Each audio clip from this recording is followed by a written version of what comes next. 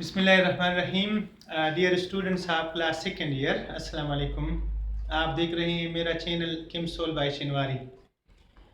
Students, आज हम पढ़ेंगे SN2 मैकेनिज़्म के बारे में। आपको याद होगा कि अल्काइल हैलाइड्स जब रिएक्शन करते हैं तो दो तरह का इनका मैकेनिज़्म होता है। एक को कहा जाता है SN1 और दूसरा है SN2। तो आज हम पढ़ेंगे SN2 मैकेनिज़्म के बारे में। इस मैकेनिज़्म को समझने से पहले आप लोगों को कुछ चीज़ें समझनी है, जिनमें से पहला है leaving group. What is mean by leaving group? The leaving group is an ion or a species that leave the molecule. Means हम ये भी कह सकते हैं कि this is the group which is displaced by the incoming nucleophile.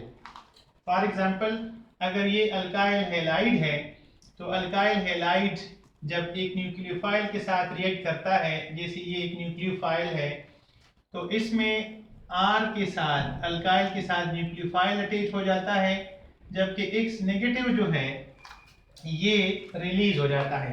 X negative को हम कहते हैं leaving group. This is called LGR। This is called leaving group.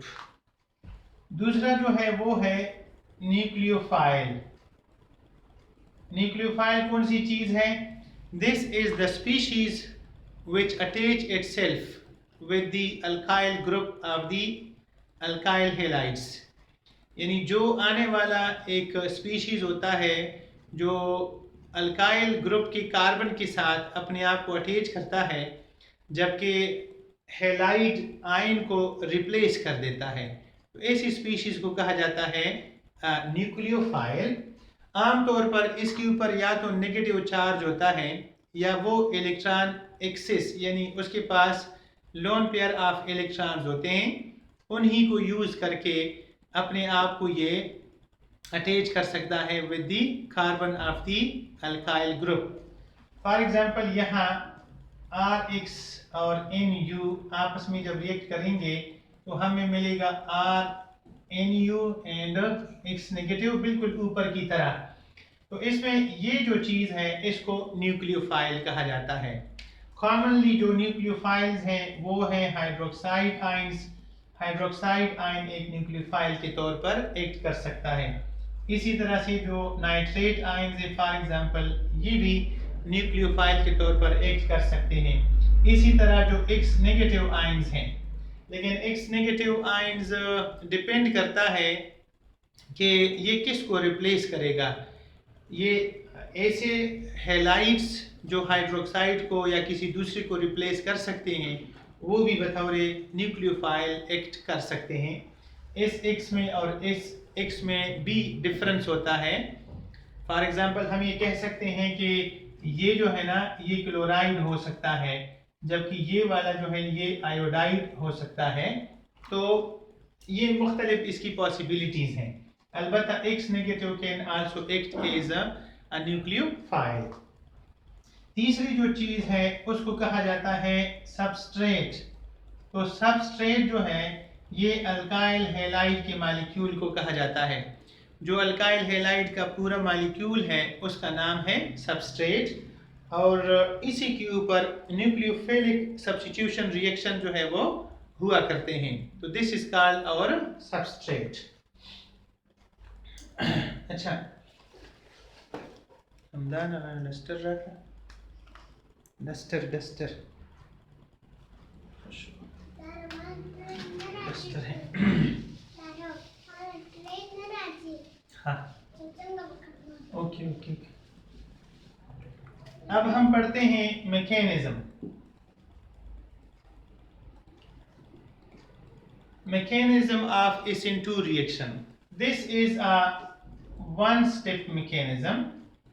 ये जो मैकेनिज्म इसका है वो सिंगल स्टेप मैकेनिज्म है, यानी इसमें हमारा जो सबस्ट्रेट मॉलिक्यूल है या अल्काइल हैलाइड है वो और इनकमिंग या अटैकिंग न्यूक्लियोफाइल, ये दोनों इन्वॉल्व होते हैं। तो इसको हम लिख सकते हैं कि RX प्लस NU न्यूक्लियोफाइल ये आपस में रिएक्शन करते हैं तो क्या होता है एक तरफ जो न्यूक्लियोफाइल है वो R के साथ अटैच्ड होता है, जबकि दूसरी तरफ लीविंग ग्रुप जो है वो लीव के मरहले पर होता है। समझे कि न्यूक्लियोफाइल ने R के साथ अल्काइल के साथ 50% बॉन्ड बनाया है, जबकि RX के दरमियान जो पहले बॉन्ड बना हुआ था ये 50% टूट चुका है। तो अगर ये मज़ीद आगे बढ़े तो इससे ये होगा कि न्यूक्लियोफाइल और अल्काइल के दरमियान बॉन्ड बनकर प्रोडक्ट बन जाएगा और X जो है ना वो रिलीज हो जाएगा in the form of X negative ion. So this is the general mechanism and this is the one step mechanism. इसके एविडेंसेस क्या हैं? एविडेंस पहला जो है वो है काइनेटिक एविडेंस। इससे क्या मुराद है कि kinetically we determine the rate of this reaction which are the species on which the rate of this reaction depends।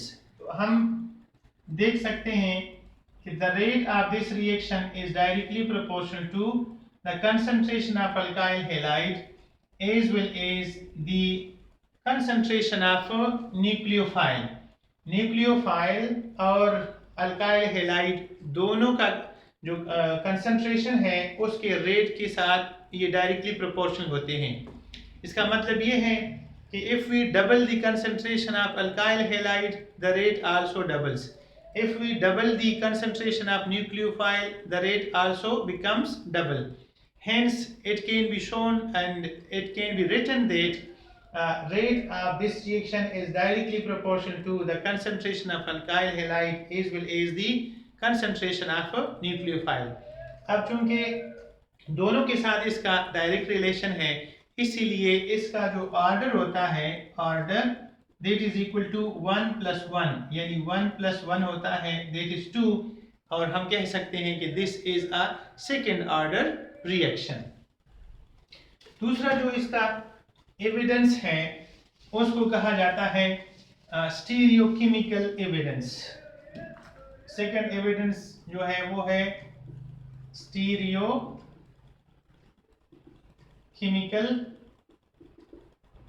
Evidence, यानी इसमें हम ये देखते हैं कि what is the stereochemistry of the substrate molecule and the final product. तो इसका ये है कि जिस वक्त हम एक अल्काइल हैलाइड के साथ, फॉर एग्जांपल मैं अब इसका 3 डायमेंशनल स्ट्रक्चर लिखूंगा क्योंकि स्टीरियोकेमिस्ट्री का मतलब होता है 3 डायमेंशनल स्ट्रक्चर। सपोज करें कि ये कार्बन है, ये R ग्रुप और ये R ग्रुप्स हैं, 3 इसके साथ मुख्तलिफ ग्रुप्स लगे हुए हैं, जबकि एक यहाँ पर इसके साथ हेलोजन अटैच है। अब ये न्यूक्लियोफाइल यहाँ पर आता है, तो न्यूक्लियोफाइल जब आता है तो ऐसी सूरत में हमें ये 2 चांसेस हैं कि या तो हमारा न्यूक्लियोफाइल इस हेलोजन के अपोजिट साइड पे लग जाए जिस तरह आपको ये नजर आता है, और दूसरा जो चांस है वो ये है कि ये न्यूक्लियोफाइल जो है वो उसी तरफ लग जाए जिस तरफ हमारा ये हेलोजन जो है वो अटैच था। आप देख सकते हैं हेलोजन यहाँ राइट हैंड साइड पे है जबकि न्यूक्लियोफाइल यहाँ पर लेफ्ट पे है। इसको कहा जाता है इन्वर्जन ऑफ कॉन्फ़िगरेशन। और यहाँ आप देखते हैं कि ये राइट साइड पे है और यहाँ पर न्यूक्लियोफाइल भी राइट हैंड साइड पे है। इसको कहा जाता है रिटेंशन ऑफ कॉन्फ़िगरेशन। तो क्या ये दोनों बनेंगे या इनमें से एक बनेगा? तो हमें पता चलता है कि ये जो इन्वर्टेड ज्योमेट्री वाला मॉलिक्यूल है ये 100% बनता है, जबकि ये जो है ना ये 0% बनता है। मकसद है कि ये मॉलिक्यूल नहीं बना करता और सारा का सारा मॉलिक्यूल यही होता है, इसी ज्योमेट्री वाला होता है। इससे ये बात साबित होती है कि यहाँ पर जो मिडल में या मिड में जो इसका बनने वाला एक इंटरमीडिएट होता है वो नहीं बना करता। मकसद ये है कि आने वाले जो न्यूक्लियोफाइल्स होते हैं वो डायरेक्ट इस कार्बन के साथ लग जाते हैं and they come from the back side, वो इस हेलोजन के अपोजिट साइड से आते हैं और इसको डिस्प्लेस कर देते हैं। बीच में इस इन-वन मैकेनिज्म की तरह वो ट्राइगोनल प्लेनर ज्योमेट्री वाला स्पीशीज वो इन्वॉल्व नहीं होता कि जहाँ पर राइट और लेफ्ट दोनों साइड से चांसेस होते हैं। यहाँ पर सिर्फ एक चांस होता है और वो इस तरह होता है कि न्यूक्लियोफाइल जो है ना, it is coming from the back side. जब ये बैक साइड से इस तरह से आता है और इस हेलोजन को बाहर निकाल देता है तो इससे हमें ये वाला प्रोडक्ट हासिल हो जाता है, जबकि वो दूसरा प्रोडक्ट हमें बिल्कुल भी नहीं मिलता। Hence it is proved that this is a one-step mechanism and two species are involved in the slow step. This one is the slow step in which nucleophile as well as alkyl halide are involved. So इसलिए हम इस mechanism को S-into mechanism कहते हैं। I hope you have understand the mechanism of S-into reaction. Thank you very much.